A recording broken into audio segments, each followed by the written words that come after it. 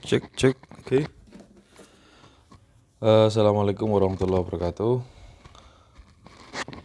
Untuk di video kali ini saya akan membahas tentang materi yang berkaitan dengan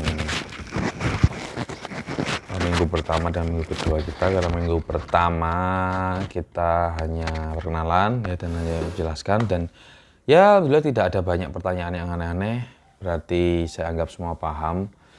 Jadi tidak ada yang perlu saya jelaskan ulang lagi. Maka untuk kesempatan kali ini saya akan menjelaskan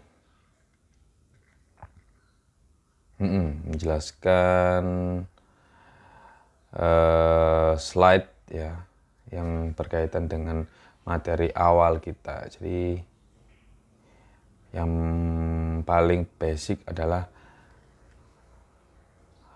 sekilas tentang psikososialinguistik itu. Jadi penggabungan ya antara psikologi dan sosiologi dalam mengambil tindakan untuk memproduksi atau membuat sebuah narasi komunikasi.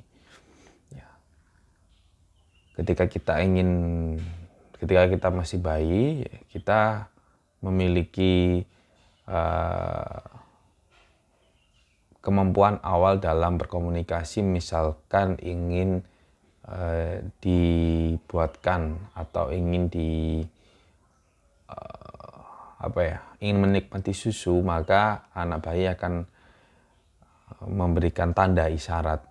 Tapi ketika manusia beranjak dewasa, tentu cara berkomunikasi semakin baik. Maka kalau anak bayi itu kan bilangnya mi itu, dibikinkan susu.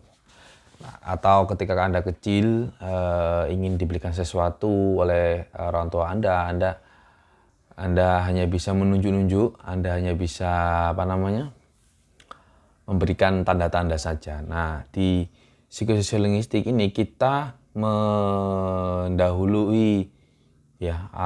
berpikir sebelum mengatakan, berpikir sebelum berkata, berpikir sebelum menyampaikan sesuatu.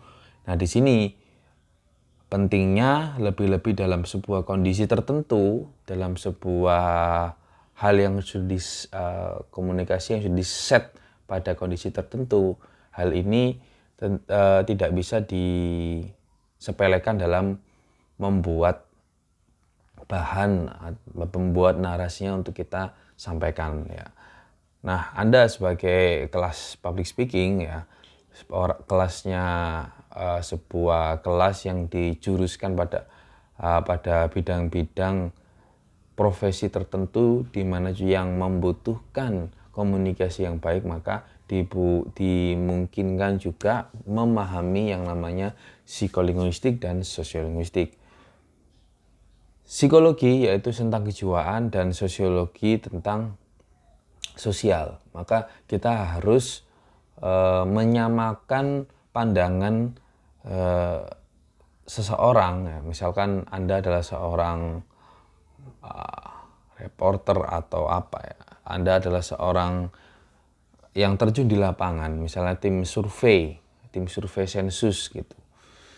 Apakah dengan kondisi masyarakat di Indonesia yang beraneka ragam ini Anda akan menyikapi pada protokol SOP yang Anda dibebankan pada kantor? Tentu tidak. Ya, misalnya Anda bekerja dalam sebuah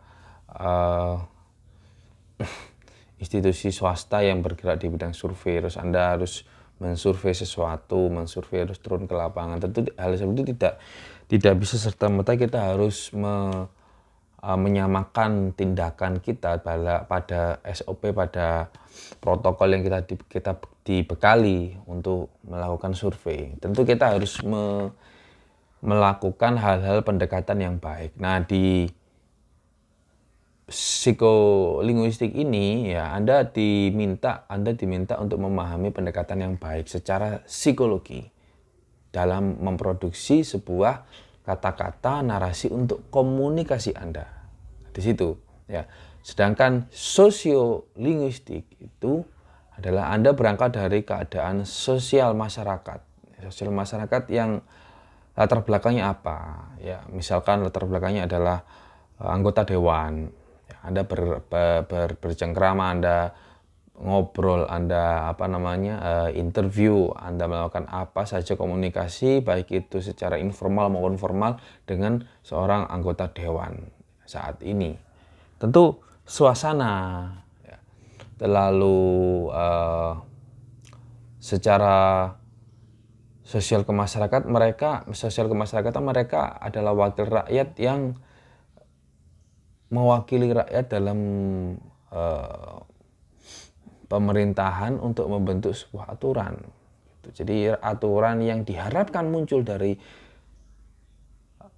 wakil rakyat, dewan, itu adalah yang mewakili suara rakyat. Maka sosiologinya seperti itu, sosial kemasyarakatnya seperti itu. Maka kita mengerti, kita nggak usah kagok-kagok lagi dalam berbicara hal-hal yang memang berkaitan erat dengan masyarakat. Gitu. Misalkan masyarakat saat ini dalam kondisi pandemi butuhnya apa? Apakah hanya sandang pangan? Apakah hanya uang? Tentu tidak. Kenyataannya kebutuhannya itu pekerjaan, karena sudah banyak yang di PHK. Hal seperti itu sudah hal yang tidak asing gitu. Maka kita dalam mempelajari psikososiologistik ini, kita semakin menyelami setiap hal atau keadaan di mana kita berhadapan dengan seseorang. Jadi kita nggak sembarangan gitu. Jadi 2 semester lagi, saya semester 5, dua semester lagi atau 1 semester lagi Anda akan berhadapan dengan dosen pembimbing Anda. Anda tidak bisa menyamakan pendekatan komunikasi seperti Anda semester 1, semester 2, semester 3, semester 4 jadi pada kuliah-kuliah biasa ya terhadap dosen pembimbing Anda nanti. Kalau tentu hal seperti itu tidak bisa disamakan pendekatannya.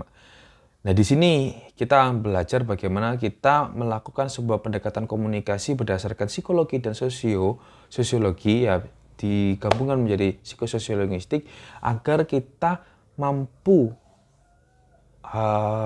melakukan komunikasi yang tepat sesuai kejiwaan dan sosiologinya, sesuai dengan kemasyarakatan, budayanya, ya, kebiasaannya, apalagi hal-hal yang memang erat dengan kehidupan masyarakat, kehidupan masing-masing individu tersebut gitu. Ya.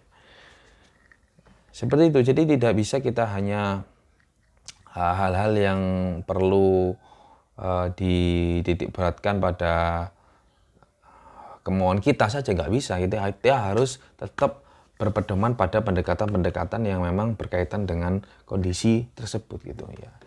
Nah, di PPT kemarin itu jelas ya, ada arti atau meaning and scope of psycholinguistic ya. Language as mean of communication. Kamu bisa buka di slide itu, slide ketiga kalau nggak salah.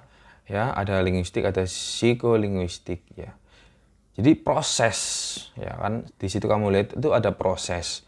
Nah, linguistik sendiri itu kan alatnya. Nah, alatnya itu mau diproses seperti apa ya, itu tergantung dalam pendekatannya. Ada nanti di semester depan ada neurolinguistiknya. Pendekatannya secara cara kerja otak, secara otak seperti apa. Anda memproduksi sebuah bahasa, sebuah kata-kata, sebuah komunikasi itu seperti apa. Nah, di situ ada di slide ketiga language as means of communication. Jadi bahasa itu adalah arti dari sebuah komunikasi. Ya. Ada language, message, information, ada speaker in quotes ya, speaker akan menghasilkan kode-kode dan listener akan memahami decode, akan menitik atau menandai kode-kode yang disampaikan oleh speaker. Jadi itu ya, ini harus jelas. Antara speaker dan listener harus jelas. Anda berkata pada orang yang Anda harapkan untuk mendengarkan kata-kata Anda itu harus menyesuaikan gitu. Anda sehingga tidak mengulangi lagi. Misalkan Anda terjun di daerah penggusuran atau Anda berkata pada tukang becak lah, tukang parkir, juru parkir, apakah bisa disamakan dengan orang yang setiap hari tidak berada di area parkir seperti itu. Jadi benar-benar bahasa itu kita benar-benar pilih gitu. Kita tidak hanya memilih kata-kata, tapi kita juga harus menyamakan kondisi gesture badan kita. Nah, itu nanti akan kita jelaskan, saya jelaskan dalam perjalanan waktu, mungkin di pertemuan 5 atau 6 aja saya jelaskan. Jadi yang pasti Anda harus pahami bahwa teman-teman sini harus memahami bahwa sebelum Anda mengatakan sesuatu, kita harus mengetahui dulu secara kejiwaan dan sosiologi ya masyarakat atau individu tertentu itu seperti apa. Ini nggak asal ngecap saja gitu ya. Oke, selanjutnya pada next slide, linguistik dan psikolinguistik. Kita bedah lagi. Objek itu language ya. Terus objek itu speech process. Jadi kalau linguistik, kita berbicara linguistik kebahasaan saja, berarti objeknya yang akan kita tuju adalah bahasa. Bahasa saja, tanpa mengerti orang itu sepaham dengan bahasa kita atau tidak gitu. Ya, itu ini sangat teoritis sekali ketika kita bicara linguistik. Itu kita lihat ada the structural components of language. Jadi ya kita hanya berbicara bahasa, tapi ketika psikolinguistik ya, jadi sudah ada peruntukan bahasa untuk siapa ya. Secara kejiwaan manusia masing-masing masyarakat berbeda-beda, muncullah ilmu namanya psikolinguistik. Objeknya adalah speech process. Jadi proses kita dalam menyampaikan komunikasi itu adalah inti dari psikososiologistik gitu. Language as a process. Jadi bukan sebuah proses ngaduk-ngaduk atau proses-proses pendekatan enggak. Jadi apa yang kita sampaikan itu adalah sebuah proses komunikasi untuk orang itu agar paham. Gitu loh. Itu yang namanya language as process. Jadi language lagi di sini itu bahasa yang akan kalian pelajari dalam bidang kalian, dalam jurusan kalian, bukan bahasa secara spesifikasi bahasanya apa, ada subjek, ada verb, no. Jadi bahasa di sini adalah proses Anda dalam menyampaikan secara kejiwaan dan secara sosio. Ini tidak bisa terlepas pada dua hal itu. Ketika Anda mempelajari ini, dan memang di bidang Anda tidak bisa Anda hanya berkata A, B, C, D, E pada semua orang disamakan, tidak bisa gitu. Dan juga Anda tidak sedang mempelajari bahasa seperti spesifikasinya apa, begini-begitunya apa ya. Enggak, pergantian verbnya apa, no, itu bukan itu gitu. Bukan kita tidak mempelajari bahasa, tapi mempelajari penggunaan bahasa ya, secara kejiwaan, secara sosio dalam kondisi-kondisi yang memang sangat mungkin kita itu untuk menyesuaikan hal seperti itu ya. Selanjutnya definition, Anda bisa mempelajari, Anda bisa mencari sendiri banyak sekali definisi-definisi ya. Dan juga the study of mental process involved in the comprehension, production, and acquisition of language. Ya. The study of mental process, jadi proses dalam kejiwaan kita, mental kita, ya, untuk comprehension, pemahaman, ya, untuk memproduksi, production, and acquisition of language, jadi pemahaman, comprehension, pemahaman kita dalam bahasa. Misalnya Anda mau berkata pada seorang itu, terus production and acquisition of language, jadi Anda benar-benar penguasaan bahasa, tidak hanya memahami, berarti menguasai materi yang akan Anda sampaikan pada orang tersebut. Jadi psikososiologistik tidak hanya sekedar menjaga perasaan orang, tidak, tapi Anda benar-benar menguasai kemungkinan-kemungkinan lain terhadap kondisi kejiwaan orang tersebut. Gitu, ya. Scope dari psikososiologistik adalah how language is acquired and produced by use. Jadi bagaimana bahasa itu digunakan ya, dan diproduksi ya oleh, atau digunakan dan disampaikan oleh speaker, users, orang yang berkata. How brain work in language. Bagaimana Anda itu berpikir untuk memilih kata-kata untuk apa saja yang memang tepat.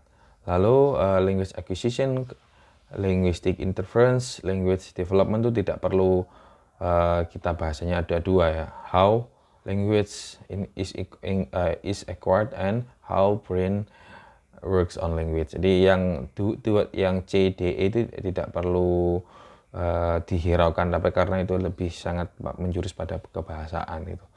Nah, kurang lebih itu ya. Bila ada pertanyaan silakan Anda tanyakan melalui Google Classroom atau di komen. The study of language processing di slide sebelumnya, maaf kelewatan. Nah, the study of influence of psychological factors and psychological factors on the development, use, and interpretation language. Nah, itu secara medis, secara bahasa medis. Ya, the study of language behavior, how real other than ideal people learn and use language to communicate ideas. Ya, sekali lagi, ini adalah language process, di mana Anda harus mengetahui proses-proses penting dalam berbahasa.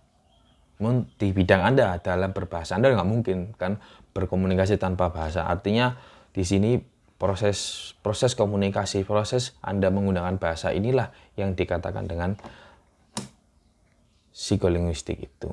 Ya, kita akan membahas satu-satu psikolinguistik dulu, setelah itu kita akan pelan-pelan membahas sosiolinguistik gitu. Ya, ada pertanyaan silakan dibaca berkali-kali. Kalau Anda tidak mengerti artinya langsung ditranslate saja di Google Translate. Ya, saya tidak mempersulit Anda, tapi ini adalah sebuah referensi utama di mana di bahasa Indonesia tidak begitu dibedah keilmuannya atau cabang keilmuan bahasanya di bahasa Indonesia tentang sosiolinguistik dan psikolinguistik. Jadi kebanyakan literatur tentang mata kuliah ini, teori ini adalah dari luar negeri, dari bahasa Inggris.